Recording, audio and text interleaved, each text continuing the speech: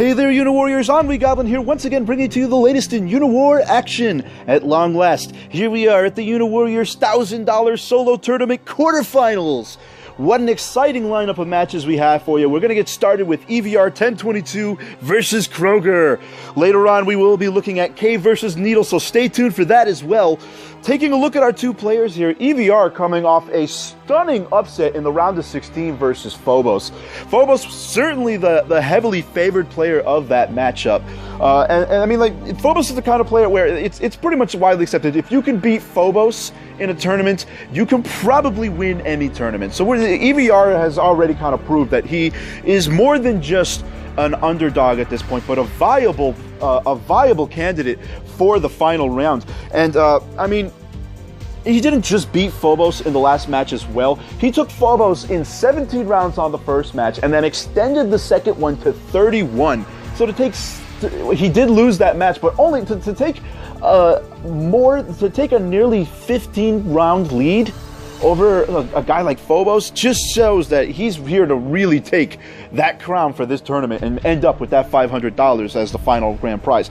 But to do it, he's going to have to get through this gentleman, Kroeger. And Kroeger, I mean, he hasn't been on the actual standard tournament and championship ladder scene, as he has mentioned he's busy in real life, so he hasn't had the time to invest, but he is still consistently active in the 4v4 tournaments and the paid tournaments. And I mean, he hasn't won a championship yet, but I will say this about Kroeger. He was rocking that #1 ladder slot for quite a while. I mean, he was rated as the #1 player. He's done fantastically well in these round-robin tournaments. No medic, and I think, what else was it? He was no medic, and if I can just take a look here, he took first place in No Medic and also first place in Desert Chaos, and then fourth place in the championship in May. And Kroeger is, I mean, this is just going to be anybody's game. There is no favorite, I'd say, here. I'd say these two players are about as evenly matched, and more so because of the round of how this map is set up. It is going to be on CrashLandingFinal as a SvS map, and what a map this is. 500 credits to start and 100 credits per base. There are 4 bases per player for natural, so that means that there's going to be a natural income of 400 credits per turn. So there's a pretty substantial credit amount to start on a map that's about medium length. There are ocean tiles surrounding it, but I mean, they really won't be used. Most of this game is going to be played on only the grounded tiles. I don't see these ocean, maybe for a helicopter position here or two, but with SvS, I really don't see that being an issue coming into play. The things about this map that are really interesting is, first of all, its high initial credit count. Both players have an initial credit count of 500, so Copter first round is an available opening for both players, and so that's going to open a lot of possibilities. And one player might want to, your first player might say, do I want to go double Marauder instead of Helicopter and get range on the center first? Do I want to get the Helicopter and have that flying tank ability? I mean, it's a really difficult decision. And then the other thing to pay attention to are these 2 exposed bases on the outside. And these bases are going to be the focal point of capture. This game is going to really be about who can get a cap threat on these bases first and more efficiently. When I do it, am I going to have them better? Am I going to have the better position on you? I mean, like, who can get there first and who can get there strongest is going to decide this match. And I mean, it's also a lot of things to consider is the openings they want to go with in the first 2 rounds. Do they want to go double Copter? Do they want to go quadruple Marauder, or maybe double Marauder and Marines and then bring out the Copters behind a line? And I mean, the Marine lines will be extremely important in holding choke points. Look for these mountain tiles here to be very important zones of control, as these 4 center tiles are going to be crucial to getting behind these swamp lines in order to get to this base. These swamp lines provide a little bit relief from heavier units such as tanks, which I don't expect to see too many tanks unless like in a defensive position, but if Marauders try to come up on here, they're going to get a very large negative penalty, as well as Marines. Copters can still come through this position, but I think having control over these tiles right here, through these mountain tiles, is going to be very important for Marine lines to form. So without any further ado, let's get the map underway. Playing on the northern side as the Red Sapiens, it's Kroeger! And playing on the southern side as the Blue Sapiens, it's EVR1022! Let's get the match started. EVR1022 making his first 2 base solidifications. opening with a copter the first round. And Kroeger, is he going to go for copter or double marauder? It looks like he's going to go for copter and marine here. That's probably not a bad mirrored opening considering he has the marine advantage. EVR now going for double marine on his next turn, opting to go for a shot with that copter right away and then retreating it to the healing tile. Not too bad of an exchange considering the healing tile. Otherwise, it might not have been the best decision. Out comes double marine from Kroeger, looking to gain early control of that center with that movement capability. EVR getting a big heal on that copter, though, and bringing it back up to an 8 health, and now he has the firepower advantage, I'd say. A second copter coming out from EVR, and Kroeger, he's going to have to respond quickly before he's overwhelmed by force. But it looks like he's going to be using these marauders to come and whittle down, and using the helicopter as well to whittle down. And I like this decision by Kroeger. Here's first blood, 100 crowns. And I like that. I mean, whittle down the forces, the Marines now, so that the helicopters can't dart behind them after firing. That's the way to go. You do not want EVR to get cover with these copters. But now, EVR taking a big 5-shot on that Marauder, and it looks like with the Marine, the Marauder is going to go down this turn, and EVR picking up a 250 credit kill count. And that's a pretty good exchange. That Marine is going to go down next turn, but in exchange for the other Marauder, I'd say the credits definitely favor that exchange. Kroeger now looking to bring his Marine and take that Marine out. That took out his Marauder. Opted to take more shots against that full health helicopter, trying to whittle it down from a 10 health down to a 3 health. Sorry, from a 9 health to a 4 health. Kroeger using these Marauders to push outwards. Going to try and catch that other Marauder weakened on the base with his defensive penalty. Is he going to be able to get enough shots on it? It's down to a 2 health and down it goes, but he does not have the movement points to make the cap. And that will be all the difference. A cap there would have been devastating, but right now, EVR1022, he is behind the credits. He's going to have to make some damage here happen, but not as devastating as with the cap. The Marine coming up to defend that position. Helicopter now coming up to hammer away at these Marauder. Is the Marauder going to go down for this full health? No, but it will be brought to a 1 health, and I think with that Marine, it should be enough to clean up.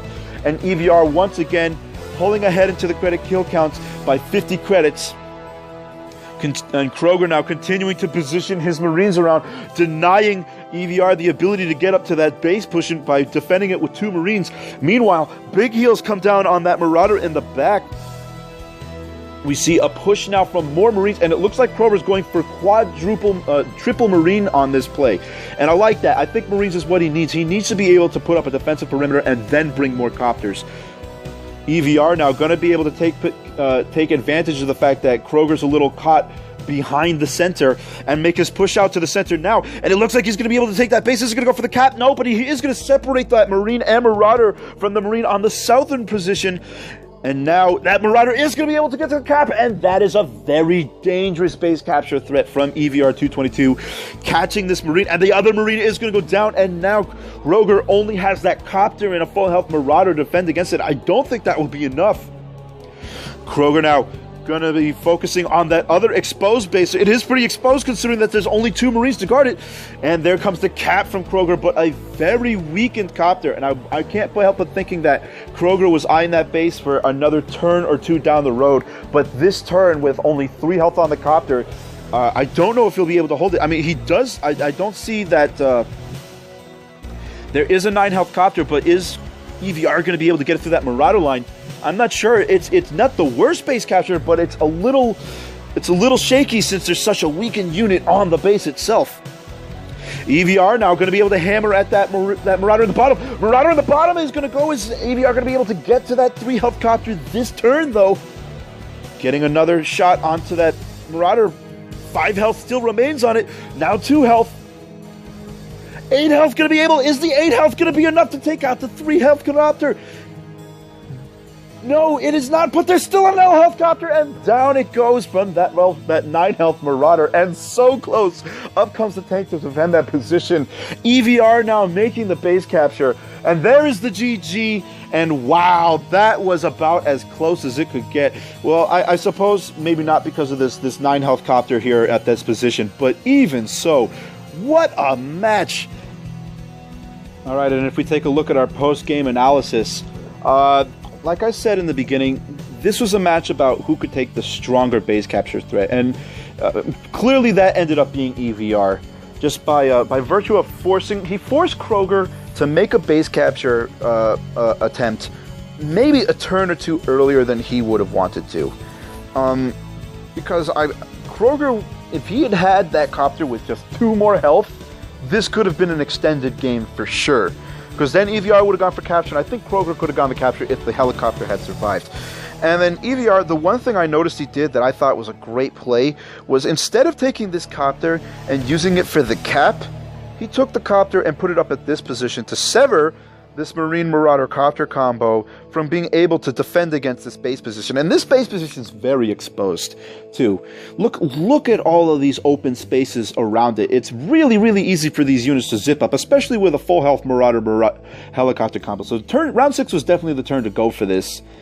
And then once again, like I said, look at this positioning on the helicopter. I thought this was fantastic positioning. Force these units up here to engage the helicopter instead of the Marauder. And then the Marauder can come up, eliminate that remaining Marine on the mountain, and then sit here unopposed on this base, because now nothing can get to it. Even this Marauder right here can only get 1 shot against him. It's just not enough. It's just not enough against this helicopter.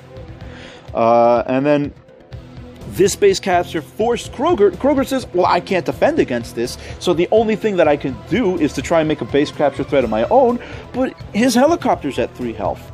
And I think if he had had another turn, he could have put the helicopter here, brought another copter out, defended against this position. If he had been able to defend against another turn, if he could defend against this, he could have brought out another helicopter, bring this helicopter over here to heal, then gone for the base capture with a helicopter that has slightly more health, and it would have been a different game. But by bringing this helicopter, if it had been at this position with just 2 more health, this would have been at least an extended game. I think this game could have gone on at least 15 more rounds.